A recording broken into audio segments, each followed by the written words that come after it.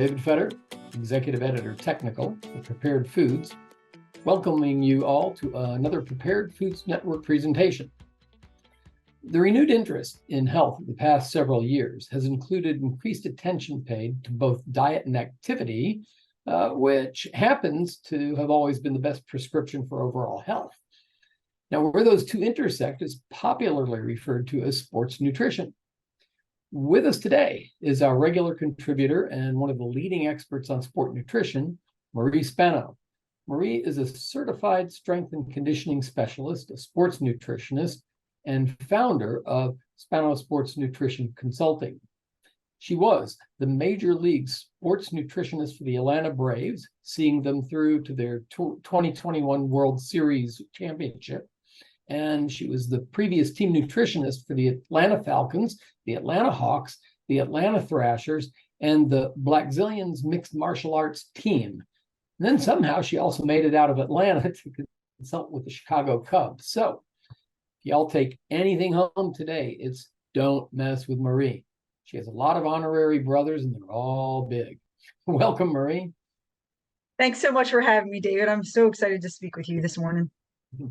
Now, we've seen a gradual return of the health-oriented consumer for obvious reasons, but after being cooped up for several years, are people really becoming more active?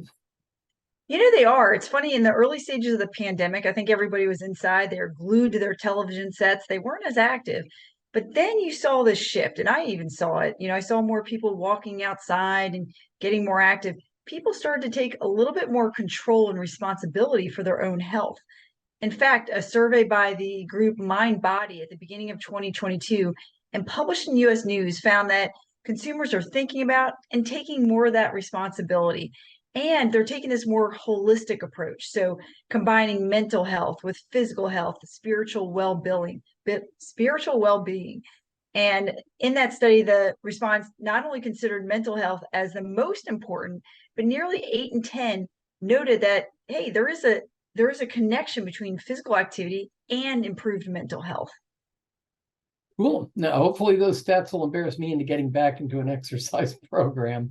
Before we jump in, just please give us a good working definition of sports nutrition, because I've seen several different varying definitions. So hit us with the real one.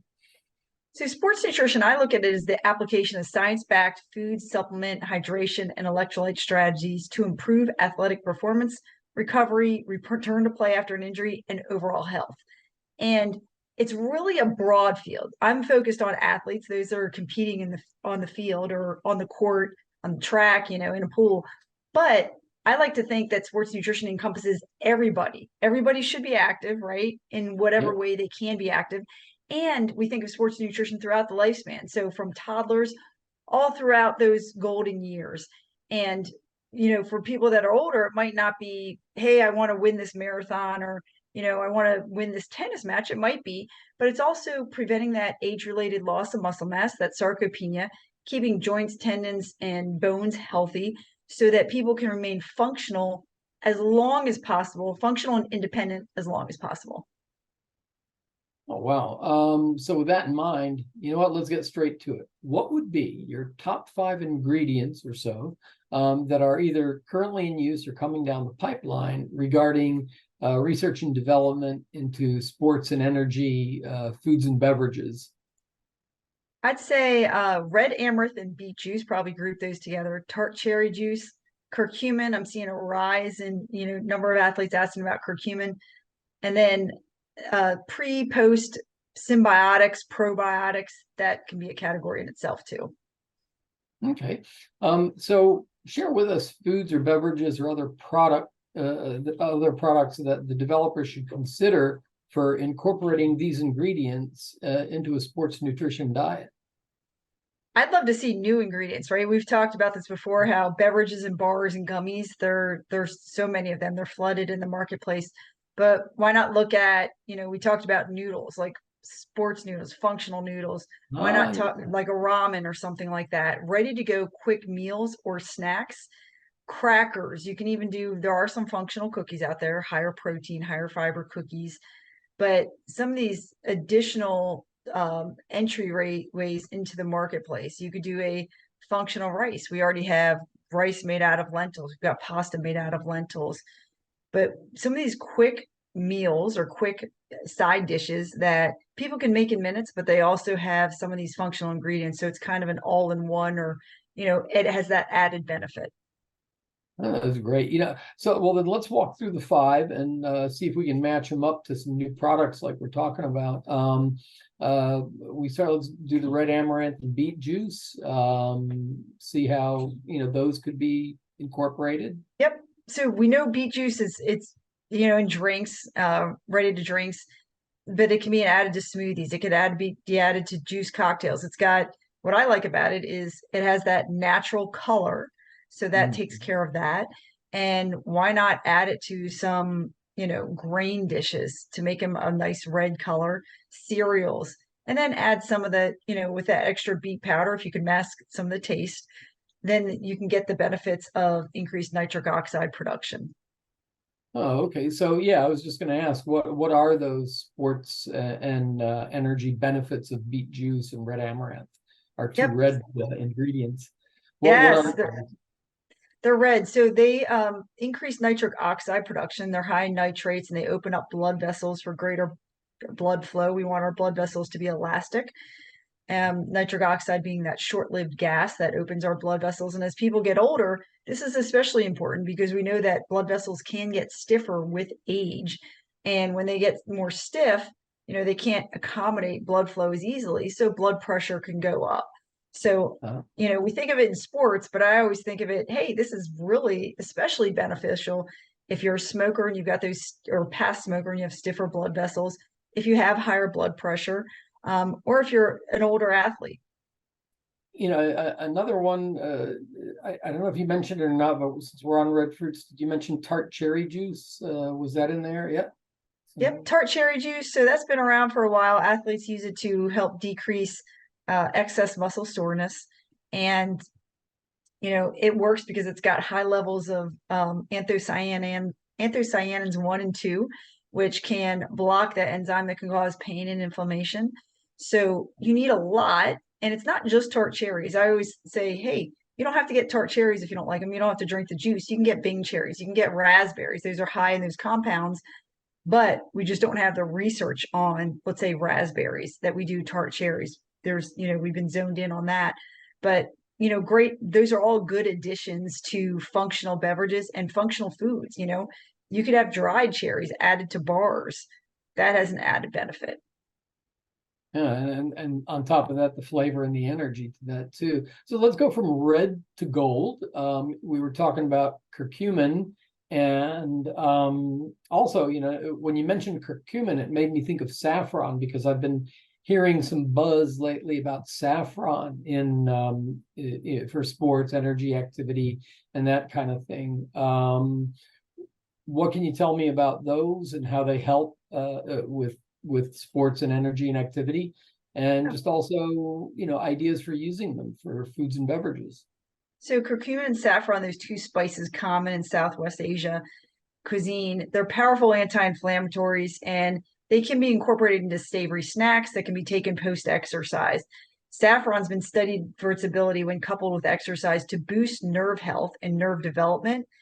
And it's suggested that it may have benefit for better cognition and to elevate mood more so than exercise alone does. To me, these are exciting developments, especially because I've had crazy instances with nerve issues in athletes. And the boost in cognition, I feel like everybody's asking about that. Cognition and mood, those are two common areas people are asking about. And then with curcumin, that's been around for a while, but that's when combined in a more absorbable form, it's not very absorbable on its own, but with a black pepper extract or in a combined with lipid, it can help decrease inflammation as well. Very good. So, and then we touched on the prebiotics, probiotics, symbiotics, postbiotics, all those biotics. How did that, we're getting a lot of information and a lot of research that shows how just comprehensively beneficial they are to all aspects of health, but how can they zero in on, sports and energy and activity benefit? I think we need, as far as from a product standpoint, it would be nice to see more products with those ingredients in them, not just the supplement, not just, the pills, or we've got kefir, we've got sauerkraut, we've got kimchi, but a lot of athletes don't eat all of those. So why not add them to something that they actually enjoy? It could be a shot, that's quick. It could be some sort of a bar, or instead of a yogurt, maybe a pudding or something, a snack pudding, chocolate pudding or something, Cultured pudding. That sounds quite good, yeah, actually. or chocolate peanut butter pudding. I mean, Ooh. they might love that. Add that. And the benefit is that, we're seeing this, that, the gut, with the gut brain axis, first of all, if we have good gut health, we may have better mood. We may have decreased risk of depression symptoms in those that are, may have some depression. Of course, don't stop taking medicine. And then with 70% of our immune system in our gut, it's very important for athletes because, first of all, those who are endurance athletes, they have an increased risk of getting sick, especially after those long endurance events. And then also, you need the immune system to not just clean up muscle damage after lifting, but also to clean up damage from injuries. So as I always say, muscle's not a major priority for the body. If I have, you've got, your brain has to function, your heart has to beat, etc. So we've got to have enough calories. We have to have enough reserves to take care of our body. And when we feed our body well, our gut well, and our immune system well, we can hopefully clean up that damage in a very efficient manner and feel well the next day.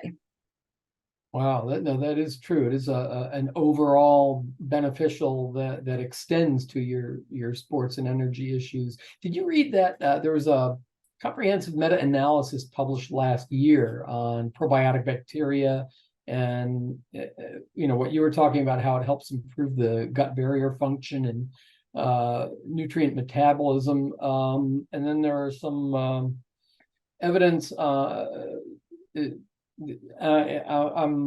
Boost aerobic metabolism.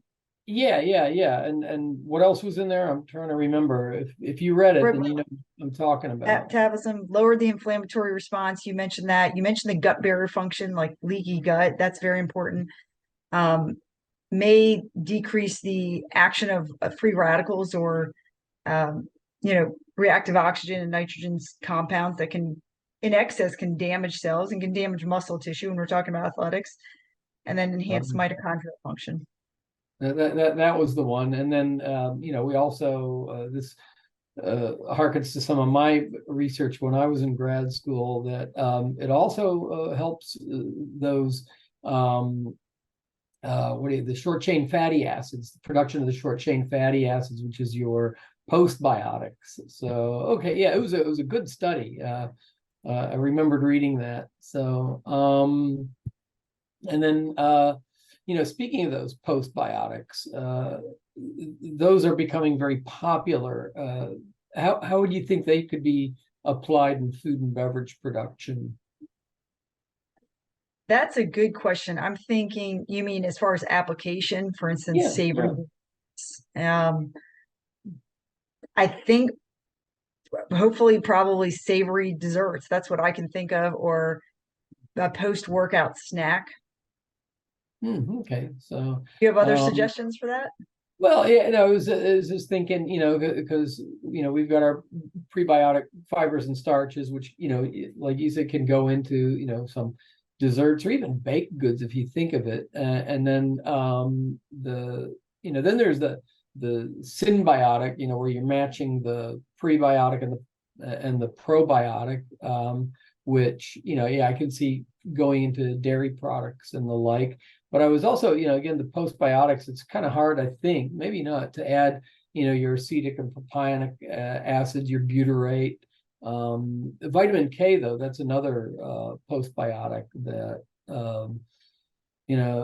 I can see, that would team up well with the red amaranth that we were talking about earlier, because if I remember right, red amaranth is also a good source of vitamin K. Am I right? Is my that memory? I don't know. I'm not sure.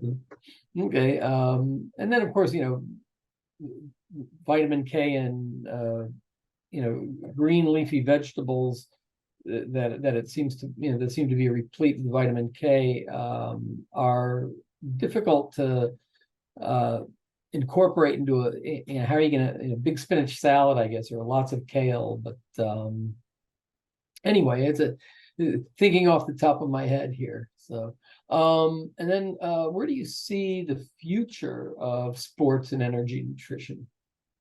I see the future as more individualized. So I see that people want choices for them. They don't, specific age groups, specific types of activity.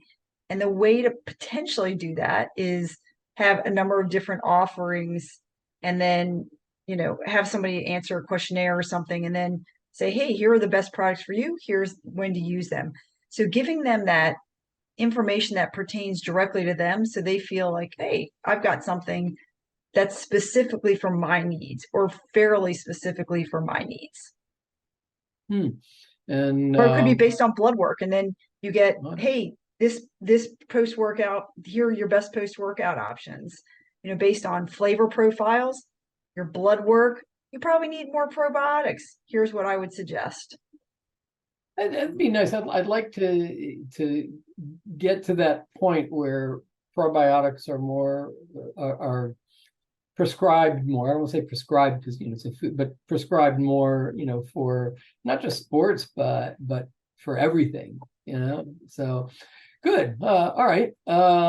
Let's see. Do I have any other questions? I think we've covered as much as we can in this short interview. I know that you've got where to go in a few minutes, so we're out of time with you, I know, but listen, you're a wealth of information. I would love to have you back, share with us some more on this topic and many others. You willing to come back? Oh, absolutely. I always love talking to you, David. We always come up with some great ideas that we should go out there and manufacture them. Yeah, with what time? But that's the problem. No, but let's hope our audience members are paying attention and they'll rush out. The pre and probiotic symbiotic pudding, that was a good one. I like that one. I don't think I've seen anybody doing a cultured pudding yet. And you can't beat pudding cup, especially after work. A nice healthy pudding cup. So that's a good one. Let's hope they're listening. Thanks again. This has been Marie Spano and David Fetter. So I'm the executive editor technical for Prepared Foods Network. Marie is sports nutritionist, founder of Spano Sports Nutrition Consulting. And I want to thank our audience. Obviously, we couldn't cover everything about this huge topic, but if you head to our website, you'll find a number of articles, videos, podcasts, audio podcasts addressing this and other important topics. So thank you all for joining us. And until next time, bye-bye.